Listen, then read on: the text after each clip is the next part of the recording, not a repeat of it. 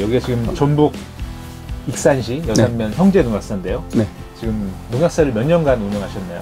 지금 하다 보니까 35년이 됐네요, 지금. 35년이요? 네. 굉장히 오랫동안 농가들을 위해서 뭐 비료 처방도 하시고 약 처방도 하고 계신데 네. 이 지역의 주작물은 어떤 거예요? 주작물은 지금 양파하고 딸기입니다. 형제 농약사는 비료 전문가들하고 그리고 농약 전문가들하고 해서 농가를 방문해서 컨설팅하는 업체라고 보면 되겠습니다. 예, 지금 저희 한 양파밭에 나와봤는데요.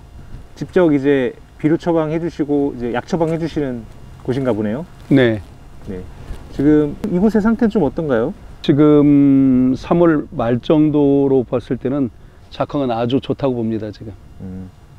사실 지금 시기에는 양파가 잎이 얼마나 잘 서 있느냐, 네. 그 다음에 잎이 얼마나 그 잎수가 많이 확보가 됐느냐, 그러죠. 이런 거 많이 볼 텐데 지금 잎도 많이 잘 서 있죠. 잘 서 있고 그리고 이제 잎수도 세보니까 뭐 7개까지는 지금 정도 되는 것 같아요.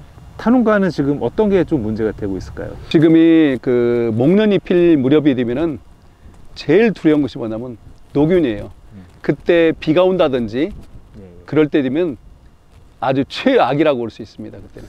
노균 같은 경우에 사실은 뭐 예방약도 있고 치료약도 있는데 왜 양파에서 이렇게 무서운 걸까요? 노균병이? 지금 이제 연작을 얻어 연작이 좀 약한 작물이라고 볼 수 있어요. 연작을 하다 보니까 그래서 연작 피해로 그리고 벼를 재배해도 지금 노균은 그래도 연작으로 많이 병이 오는 것 같습니다. 지금.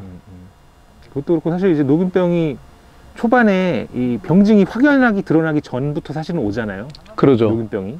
이게 초반에는 이제 그 저온성 노균이라고 해서 쭈꾸미 병들이 와요. 쭈꾸미처럼 생겼다고 쭈꾸미가 오는데 원래는 심고 나서 반드시 예방을 해줘야 돼요. 그러니까 예방약제를 좀 꾸준히 예방을 해주셔야 되고 그 다음에 해빙기 때에 대해서 그때 저온성 노균약을 또 해주셔야 됩니다. 노균병이 사실 이제 눈에 띌 정도로 증상이 이제 한두 개가 보이면은 사실은 어떻게 보면은 금방 이 전포장에 퍼지기 때문에 사실은. 그러죠. 이제 원래 노균이 이슬로자라고 해서 비가 온다든지 그러면은 바로 그 안개라든지 이거에 의해서 바로 전파가 돼요. 포자들이 전파가 돼서 그때부터는 감당을 못할 때가 많이 있습니다. 그러니까 지금은 농가들이 일주일에서 열일 간격으로 지금 약제를 살포하고 있어요. 원래 이 지역이 처음에는 1년에 한 서너 번 줬는데 약을 줬는데 지금은 일주일에 열흘 간격으로 하지 않으면은 이걸 잡을 수가 없어요. 노균하고 잎마름병까지. 뭐 흑색소금 균핵병은 여기는 문제가 여기는 이제 벼를 재배하다 보니까 밭과 달라서 연작 피해서 제일 중요한 것이 또 뭐냐면 흑색소금 균핵병인데 그러니까요. 여기는 그런 문제가 없어요. 논이다 보니까 담수를 하니까. 그래서 노균하고 나중에 이제 온도가 많이 올라가면은 잎마름병 최악이거든요. 그것도 아주 그 힘든 방제가 힘든 거거든요. 이제 노균병하고 이제 잎마름병, 그다음에 여기가 뿌리응애가 좀 문제가 된다고 지금 전에는 작은 뿌리파리도 나올 수 있어요. 근데 지금 이 지역에서는 뭐냐면 선충하고 그다음에 뿌리응애 제일 무섭다고 볼 수 있습니다. 충으로는. 몇 가지 주요 병해충을 말씀해 주셨는데 그럼 각각 어떤 식으로 좀 관리를 해주시는 게 좋을까요? 노균병은 지금 원래는 그 스페이스라든지 기온이 편차가 심할 때든지 그리고 미숙 TV를 써가지고 뿌리 활력이 떨어졌다든지 그때 많이 노균이 오거든요. 그러니까 우리가 어떻게 하면은 미숙 TV를 안 쓰고 다른 방도를 할 수 있을까 하고 농가들은 많이 하는데 이 농가는 지금 엔텍과 하이그린 사용하고 있습니다. 그래서 다른 농가에 비해서 작황도 좋고 병에 대해서도 좀 안정되게 가는 것 같습니다. 방금 제가 노균병을 어떻게 하면 잘 방지할 수 있나 여쭤봤는데 좀 비료 처방 얘기 먼저 해주셨거든요. 그 식물이라는 것은 영양 생태가 어느 정도 좋아야 내병성도 가져가고 그 병에 대해서 강하게 갈 수 있는데 이게 식물 자체가 몸이 안 좋으면은 병도 많이 오고 그럴 거 아닙니까? 그래서 말씀드린 겁니다. 아무리 이 식물 상태가 좀 생육 상태가 안 좋을 때는 아무리 좋은 약제로 처방을 해도 좀 병이 잘 안 잡히는 경우가 많죠. 그렇죠. 방제율이 좀 떨어지죠. 그래서 이제 엔텍이랑 하이그린으로 좀 꾸준한 양분 공급, 그다음에 다양한 양분 공급, 그래서 내병성을 강화시켜서 이제 병이 덜 오게 한 다음에 병이 오더라도 방제 효과가 올라갈 수 있게 이렇게 해서 비료 처방을 먼저 얘기해 주신 거고, 좀 어떤 식으로 좀 앞으로 관리를 하면 좋을까요? 그러니까 처음에는 이제 예방 위주로여서 약제를 살포합니다. 지금은 전에와 달라서 연작으로 하다 보니까 녹연이 심한 상태예요. 그래서 지금부터는 일주일에서 열흘 간격으로는 녹연약을 사용해야 됩니다. 우리가 녹연약으로 하면서도 내병성 증대도 하기 위해서 녹연약에다가 액티브라는 것을 꼭 가미해 줍니다. 그래서 그걸로 인해서 지금 소비자들도 효과를 많이 본 것이 있기 때문에 그렇게 처방해 드립니다. 액티브를 이제 가미해 주시는 거는 아까 방금 말씀드린 거 연장선이죠? 네. 이제 효과가 이제 뿌리가 안 좋고 영양 상태가 안 좋을 때는 이제 약만으로 했을 때 방제율이 떨어질 수 있으니까 그러죠. 좀 내병성을 올려주기 위해서 효과 방제율을 올려주기 위해서 이제 액티브로 뿌리 밝은 이제 영양 상태를 좋게 하기 위해서 약제를 교살포로 해주셔야 됩니다. 그렇지 않으면은 녹균병을 잡을 수가 없습니다. 그래서 치료약과 예방약을 겸비해서 이렇게 해서 교살포하는 것이 좋다고 생각합니다.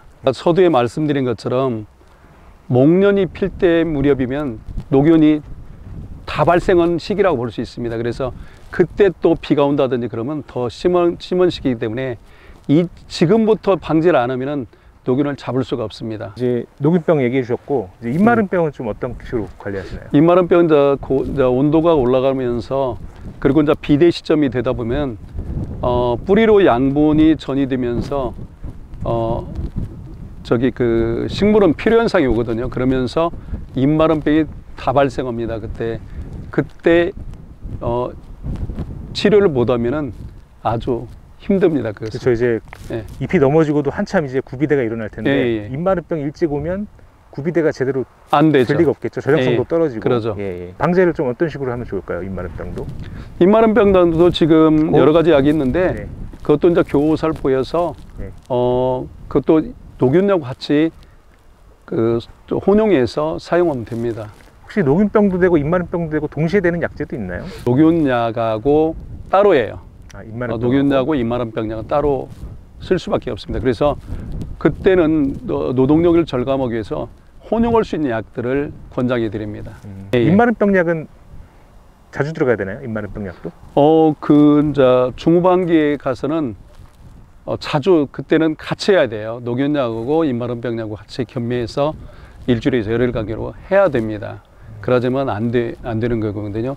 왜냐하면 뿌리 활력이 떨어지기 때문에 그때는 비대 시점이기 때문에 더 힘들고 식물들이 더 힘들어합니다. 그때는 영양제하고 같이 겸해서 이렇게 사용하면 더 효과적이라고 볼 수 있습니다. 그 입마름병약은 대체로 언제부터 여기 방제하면 되나요? 시기적으로? 시기적으로 보면 5월 정도부터는 해야 될 겁니다. 5월 초부터는 입마름병을 가미해 줘야 되지. 그러면 그 이후에부터 다 발생하면 그것을 할 수가 없습니다. 지금 예방약, 치료약 이렇게 나왔는데 치료약이 비싸잖아요. 예방약보다 훨씬. 병증이 없는데 굳이 치료약을 써야 되는 거냐, 아니면 예방약 위주로 쓰다가 병증이 보이면 치료약을 쓸 것인가, 이런 거에 대한 좀 의견이 있으실까요? 처음에는 예방약 위주로 가는 것이 좋다고 봅니다. 왜냐하면 치료약을 계속 쓰다 보면은 문제가 다음에는 그 약이 치료 효과가 떨어집니다. 그렇기 때문에 내성 때문에 내성이 와서 치료약하고 예방약하고 이렇게 해서 교살포할 수 있도록 하면 더 좋지 않을까 그럽니다. 그리고 그 구비대의 약간 시점이기 때문에 영양제를 반드시 가미해 주는 것이 좋다고 생각합니다. 그래서 액티브 많이 처방하시죠?